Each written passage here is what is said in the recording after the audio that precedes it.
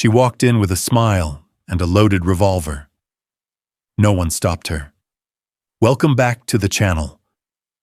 Today's story is not only shocking but deeply disturbing, challenging everything we think we know about prison security, because sometimes the greatest threats don't come through the front gate, they're already inside. At a low-security women's prison in rural Alabama, housing over 400 inmates and designed for rehabilitation, or at least to be forgotten, a woman passed through a scanner during a routine intake with no beeps, no signals, and no reason for further inspection. Yet behind her calm exterior was a real weapon, a fully loaded .22 caliber revolver hidden inside her vagina. This was not an isolated incident, but part of a growing trend of desperation, manipulation, and unimaginable choices within correctional walls, where women with nothing left to lose turn their bodies into hiding places, and silence becomes more dangerous than any weapon.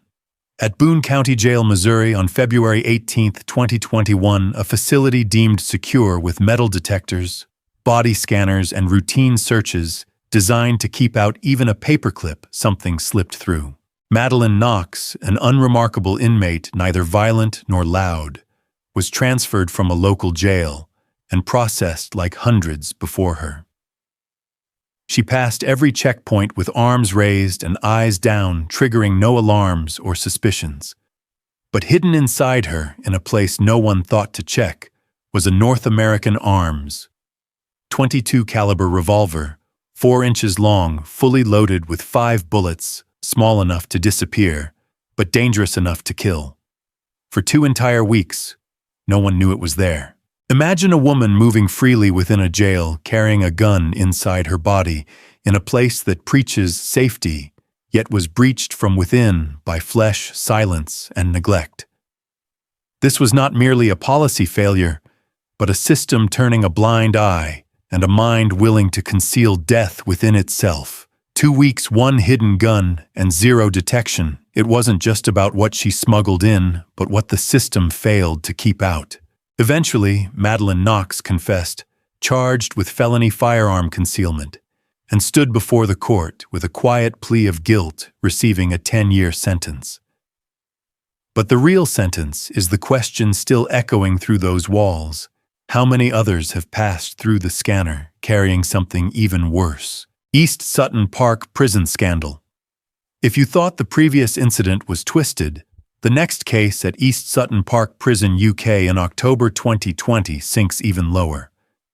Logan Barrett, a prison manager and father of 2, was entrusted with protecting inmates, but instead traded his badge for illicit access to places and people.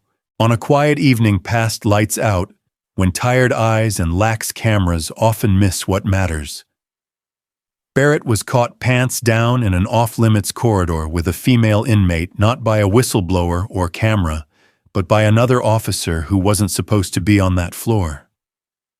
What followed was not just a scandal, but the unraveling of power privilege and the illusion of order at HMP East Sutton Park. Trusted with access, Barrett used it for entry, not the kind he was trained for, exploiting the keys he held both literal and symbolic. The women knew that if you wanted a job, a letter of recommendation, or a chance at life after prison, you went through him. As one source put it, he holds the keys not just to doors, but to futures. The officer who stumbled upon the scene opened a door no one was meant to see behind, exposing everything. Within hours, Barrett was suspended, and a swift investigation followed, dissecting every second of that evening, through interviews, footage, floor plans, and timestamps. The staff, the inmate, and even the system that made Barrett feel untouchable were questioned. The woman, her name sealed by silence, was moved to another facility, offered trauma support, and placed under protective custody, but the damage wasn't so easily transferred. This wasn't just about 2 people. It was about how easily trust morphs into control when one hand holds a badge and the other turns the key. When the incident leaked, the backlash was immediate, with headlines, hashtags, and shattered reputations fueling calls for systemic reform in Parliament and parole offices. The entire staff stood in Barrett's shadow, every guard a suspect, every privilege a question. Behind the scenes, administrators scrambled to rewrite policies, intensify background checks, and reissue psychological evaluations, but trust once fractured is not easily repaired. You might think this was the worst of it, that one man's abuse of power was the line no one else would cross.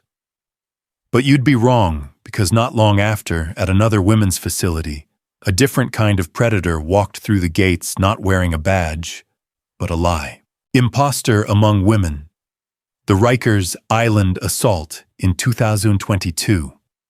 At the Rose M. Singer Center of Rikers Island, New York, a facility of steel bars and silent corridors where identities blur and rules fracture. A woman identified in court filings as Nora Lane filed a report that shattered the illusion of order the prison claimed to uphold, not because she sought anonymity, but because the system failed to protect her enough to let her name be known. The trouble began with a new detainee classified as a transgender woman and assigned to the female unit.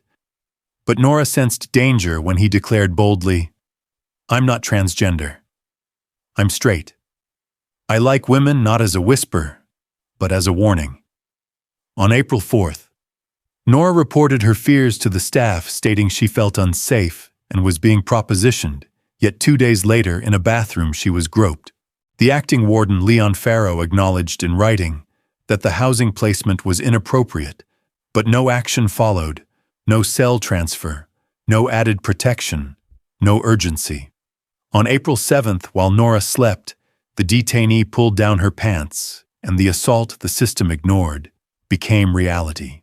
The true violation was the silence that followed, as the prison failed to respond with urgency, neglecting to provide medical care, trauma counseling, or secure evidence, and refusing to move Nora out of the unit. According to her lawsuit, the Department of Correction failed her twice, first by placing her at risk, then by treating the incident as unworthy of documentation, letting the trauma settle deeper in that void of silence. Nora's attorney, Nicholas Lekas, didn't just file a case, but sounded an alarm, emphasizing that this wasn't solely about one woman's assault, but about how one lie could endanger thousands of truths as genuine transgender inmates who have fought for dignity, safety, and recognition now face scrutiny with their hard-won policies, at risk of being reversed due to one imposter and one institutional failure, leaving everyone to bear the cost. Just when the system thought it had weathered the scandal, California brought forth a name prison guards would never forget. Lucia Serrano, a 26-year-old corrections officer at Redwood State Prison, who appeared steady and professional, walking the halls with clipped steps and clean reports, wearing her badge as if it mattered. Yet something within her had already slipped. Beginning not with sex, but with small breaches, unreported conversations, favors, and glances held too long, which escalated to smuggling contraband like razors, a burner phone, and vodka in a water bottle. Items that could dismantle a prison piece by piece. While her fellow officers didn't see it coming, some inmates noticed the bending of rules. One day, Serrano arrived with her uniform deliberately altered, a slit, precisely cut between the seams, not torn, but designed for access. In a calculated act in front of 11 inmates, she engaged in sexual activity with a male inmate she was meant to guard, with no attempt to hide, no curtain, drawn just desire and discarded discipline in a room full of witnesses. This wasn't a scandal behind closed doors, but a public collapse, prompting Assistant Sheriff Samuel Caro, a 26-year veteran who had seen riots, smuggling rings, and inside hits, to call it one of the most disgusting things I've ever seen in uniform. Santa Esperanza and Sierra Mahan's scandals of defiance and silence. The fallout from Lucia Serrano's actions at Redwood State Prison wasn't just hers. It infected the entire department, shattering trust, shaking morale, and compromising safety as inmates realized what a guard was willing to trade, and officers wondered whether the eyes on them were suspicious or merely curious. In May 2020, Serrano was arrested, not quietly or in shame, but with her name already splashed across headlines. The court unmoved by her clean record, or early plea sentencing her to 7 months in jail, 2 years on probation, and leaving her uniform forever disgraced. Unlike most criminals who hide their deeds, Serrano broadcast hers, but she wasn't alone. Some 100 to 800 miles away, at Santa Esperanza Correctional Center in coastal Puerto Rico in 2015, a different rebellion went viral, not with orange uniforms, but with inmates wearing curve-hugging jeans, easily slipped pajamas, and nothing at all in the cold tiled showers. What started as a rumor with guards hearing giggles after lights out and a door slamming too late exploded when a flash lit up the night. And by morning, the internet was flooded with photos. Poses more suited to late-night billboards than correctional files featuring inmates in tank tops with smoky eyes. Girls tangled in lace and sheets and 2 entirely naked steam rising from a cracked mirror. This wasn't mere vanity, but defiance, enabled by a smuggled, hidden rebellious phone used to upload the images. The warden responded with force, ordering sniffer dogs to sweep the blocks and flipping cells, uncovering not just the camera, but shanks blades and hidden bags of pills stashed behind makeup kits and beneath stolen blankets. 2 ringleaders each with over 20 prior violations weren't seeking fame, but aiming to remind the system. You can lock a body, but you can't cage the hunger to be seen. Seen they were by millions as the prison tried to bury the scandal, but the internet doesn't forget. The photos from Valencia prison didn't just go viral. They set fire to the illusion of control, prompting raids, barking dogs in midnight corridors, seized contraband, and the stripping of privileges from the 2 heavily disciplined inmates. But it was too late, as the story wasn't about selfies, but about how far women had to go to feel visible, even if through scandal. The public laughed. Some cursed, but others asked what no one at Valencia dared voice aloud: what kind of prison allows this under its cameras? As Puerto Rico's headlines cooled, another storm brewed at Sierra Mahan Correctional Facility in New Jersey in January 2021, not with rebellion or performance, but with decades of silence finally screaming. For years, Sierra Mahan endured scandals through sheer persistence, with lawsuits settled, guards transferred, and inmates moved.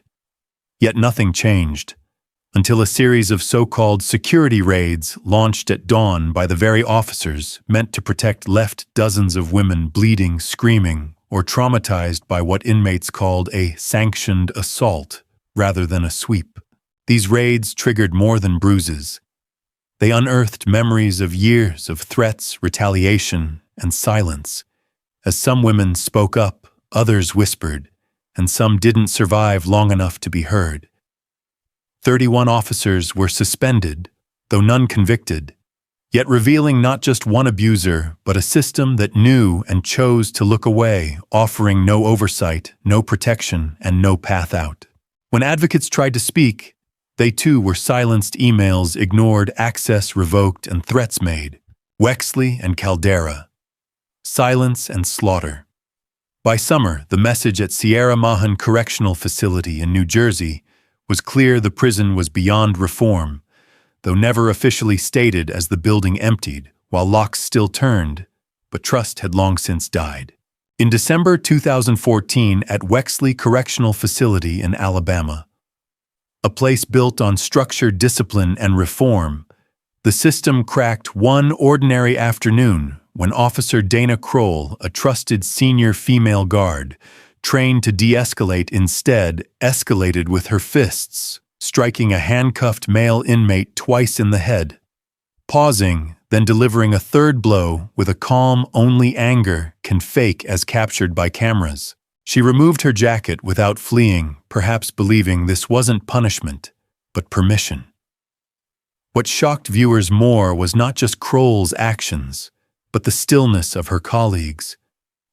One flinched, another stepped back, yet nobody stopped her, even as the inmate lay motionless, revealing that the uniform held more power than the cuffs ever could.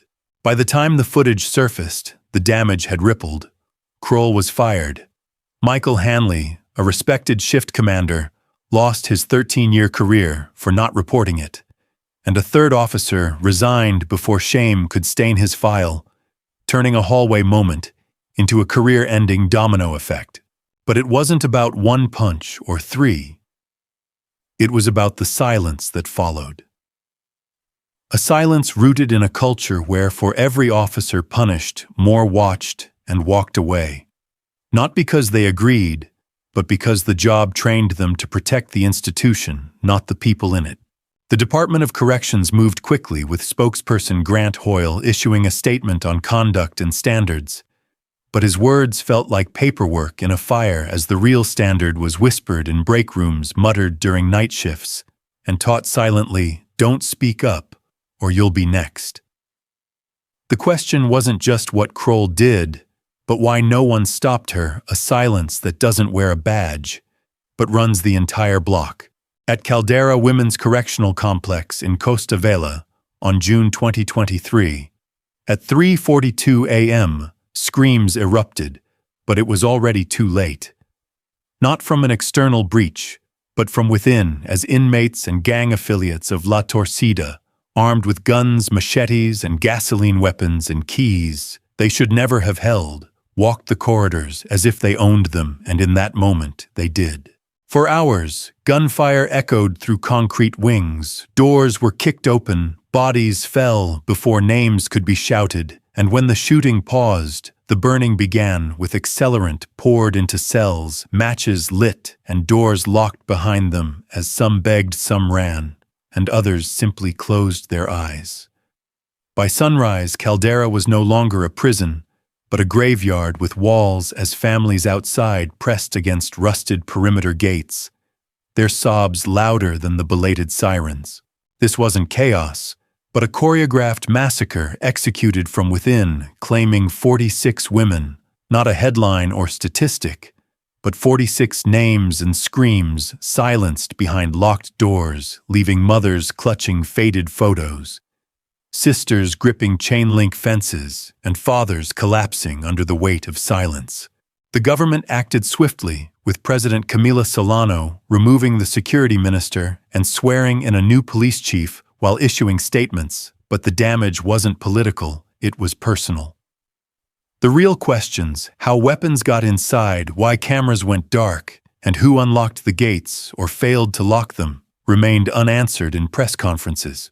Authorities found 18 pistols, 1 assault rifle, 2 machine pistols, and 2 grenades, but they couldn't recover what mattered most, the trust that died that day. Caldera, meant to be a correctional facility, became a controlled execution site, where the silence of the system that allowed it was more deafening than the gunshots, a fire that burned not just buildings, but belief itself. Westmore Penitentiary and Fayette County Jail, betrayal behind locked doors. In January 2024 at Westmore Penitentiary, a Category B lockup, a supply cupboard meant for storage became a stage for misconduct. When Kara Doyle, a 25-year-old guard with no prior record or red flags, succumbed to a weakness she couldn't bury, trading silence for sex with inmate Ryan Maddox. Under the guise of supervision, she turned the cupboard into a makeshift brothel, their frequent meetings escalating from play fights to heavy petting and full intercourse.